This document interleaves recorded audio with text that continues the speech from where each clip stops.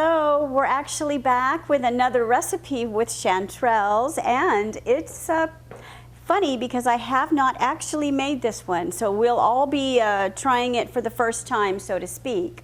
I do have everything ready, and we're going to make a roux before we do anything else. And I figured I better have this on video because not everyone knows what a roux is. So here we go, and it's super simple. It's fat, which could either be butter or olive oil, and flour. That's really all it is. But you gotta be careful. Now this is a little high for roux, so I've got it started with just the butter being melted, and then I'm just gonna I'm gonna whisk in the majority of the flour. It's usually a somewhat even ratio, but it can change depending on how thick you want it. So we're just gonna make a little roux. I'm honestly loving it, but I'm not used to being on video when I cook, so pardon me if I look down on occasion. Oh, I guess I'm using all the flour. Okay, good deal. So I had it pre-measured mostly. So anyway, you'll want to whisk it, and it looks very creamy, very kind of yellow if you use butter. But it's very simple. You always want to use it with a whisk and have the heat super low. And a trick my mom taught me a long time ago is it'll always say just do the roux for just a few minutes. But if you do it for maybe 20 minutes or more, but super low, I stress again, and you stir it repeatedly, it gets this caramely nutty thing going on, and it's pretty magical, and it enhances the flavor of whatever you're doing. So for a simple onion gravy or something, the dark roux would be delicious. But since we're doing a very seasoned and wonderful chanterelle gravy, I'm not going to try to make the roux, you know, caramel on this trip. We're almost done with the roux, so I'm just going to take it off the burner in a second here. And then we're going to start sauteing the chanterelles, which I did. It's 4 cups, by the way. And I chopped them up because it is for a gravy, so I didn't want them to be too chunky. So I made them rather small. I also did a cup of chopped onions, very small. And it's supposed to be 3, but I did 4 cloves. Or maybe it was 4 and I did 5. Anyway, I did extra garlic. Nothing wrong with that, but you make that real small too. And so we're gonna be sauteing everything. And, ooh, I'm going to go ahead and take this off now. I'm going to let this rest while I do some other stuff and saute the other goodies. So I'm just going to toss the roux in this little jar here. It's beautiful. It looks just fine. But it's very crucial when you mix in roux with your other products. You're always stirring. Always stir because you don't want lumps.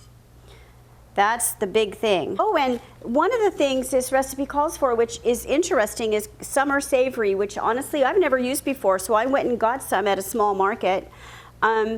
It says it's 30 a pound, but don't worry, you only need a teaspoon. That's a lot, but you know how herbs are always kind of pricey. You just get a little bit and you have enough. Okay, we've taken 2 tablespoons of butter and about 3 tablespoons of flour, and that's what we did. That's what this is. That's the roux. So now we're going to saute the onions in the butter until they're translucent, which doesn't take very long. So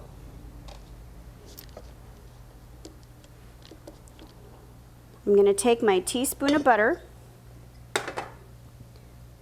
which will melt very fast. And I'm going to get those onions in there, and we're going to saute those up. This is a pretty fast little thing because you don't saute anything for, say, 20 minutes or anything like that. That's why it's nice to have it very small, very, very small. Oh, these jars are so great for everything. Fresh onion. Yum, yum. And what I did here, this is actually a mushroom broth. I did not make it. I got it from, well, this is the Better Than Bouillon. That's what this is. I wanted to just show you the jar because this one is already open, so I didn't want to bring it. So this is organic, Better Than Bouillon. This one is savory vegetable. So they have a number of different stocks, and they're fabulous in recipes. Just be very conscious that they're very high in sodium. But we all know that when it comes to gravy. It's just the way it is. Okay, so we're gonna saute these onions for just a few minutes. While I was still at home and right before I took off, I made a beautiful, I think they're still steaming, pan of yellow mashed potatoes. I made basic mashed potatoes because you know, there's going to be this luscious gravy on top of them. I have found so many mushroom recipes that I want to try now that I'm doing this. It's crazy. I already had a bunch and now I'm just finding more. It's awesome. But we decided to do a gravy and a potato so that maybe you could incorporate it for Thanksgiving or Christmas. And aren't those just glorious? Oh my goodness. So 4 cups are chopped of those in that bowl to go in this gravy. And another thing, if you haven't ever used any truffle salt or truffle oil, oh my goodness, it puts things on a whole different level just like that. So maybe a little truffle salt on some of your cheese and crackers, cheese and baguette. Oh, if you drizzle a little of the oil over the cheese, it's amazing. It just changes it. It makes it sublime, kind of, yeah. Oh, these are beautiful. I think they're just about where we want them.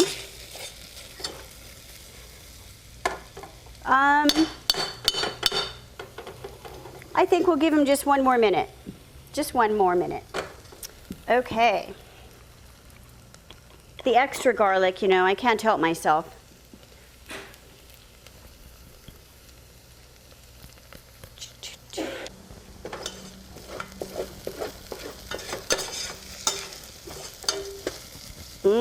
Oh my goodness.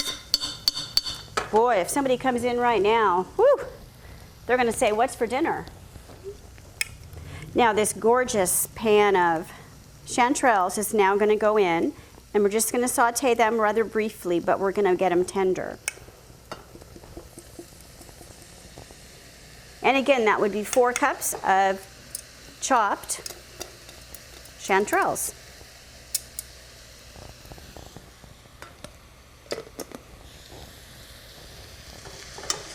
And I used to rinse all my mushrooms. I've learned from Veronica here. I used to rinse all my mushrooms or soak them even, but that's really not a good thing for a mushroom in most cases. So now I have a special brush and I brush them off. And sometimes I use my nail a little bit, but I like the brush. And it makes them really nice, and they're never ever waterlogged that way. So it's a good thing to get a little brush to do your mushroom cleaning with. Here's what it's starting to look like. You can see everything is incorporated. Of course, chanterelles are very yellow and bright, so that's probably why it's called golden chanterelle gravy. But it's just a beautiful little pan of yummies. You can't mess up if you got onion and garlic. Everything's good. So you got to always have your herbs. You don't want to skimp on those. If anything, I add extra. So we'll do 2 fluffy halves. Well, we're doing 2 scrawny halves, and so I'm going to do a little bit more. Oops. There, like another half. Half of a half. There we go. Okay. Now I'm going to show you this one more time because I think it's where we want it. Whoops.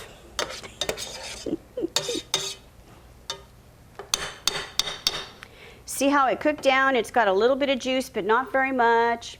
We can see the onions. Probably can't see the garlic. It's pretty small, but it's definitely in there. Okay, I'm going to do the sherry, and I think it's 2 tablespoons. Yes, 2 tablespoons of sherry.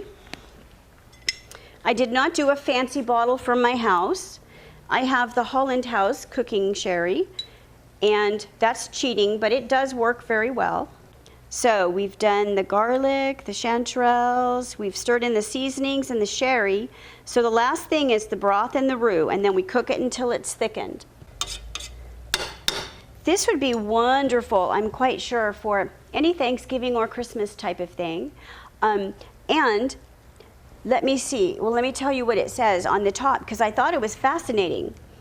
It has been served, this gravy, over turkey, stuffed peppers, shepherd's pie, and tofu.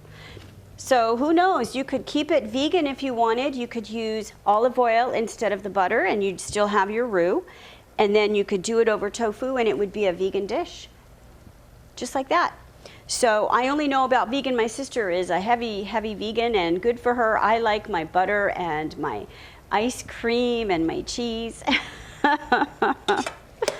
And here's what it looks like right now. They got a little bit golden, everything is steaming, and it's looking really nice.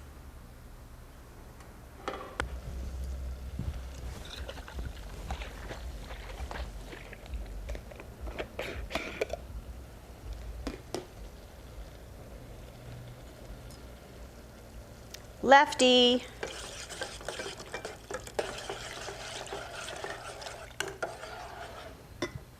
Okay.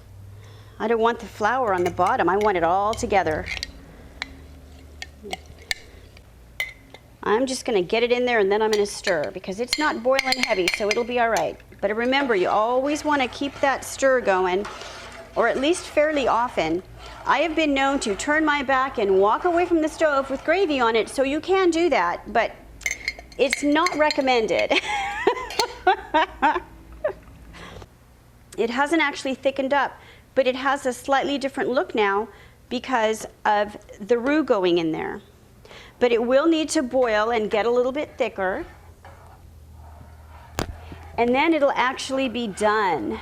Okay, so I'm going to go ahead and put a little of the potato. They're beautiful potatoes. I'm going to put it in the little dish. And then, without stepping on my cord, we're going to put some of this mushroom gravy over the top. Oops. I'm going to move the recipe book. Hold on. There we go. That'll be better. Okay. Got to have room when you got gravy. So it's, like I said, it's a little thinner than it would normally be, but I think you'll love it if you just let that original liquid cook off. And then it's just beautiful though, with all those mushrooms and that savory on there. A little more. Okay. Now, put this back. It's just like it says, it's a golden chanterelle mushroom gravy, slightly thin, apologize about that, and beautiful potatoes underneath. We haven't tried it yet, but we're going to do that momentarily. Thank you so much. It's always fun showing recipes, especially when they have mushrooms.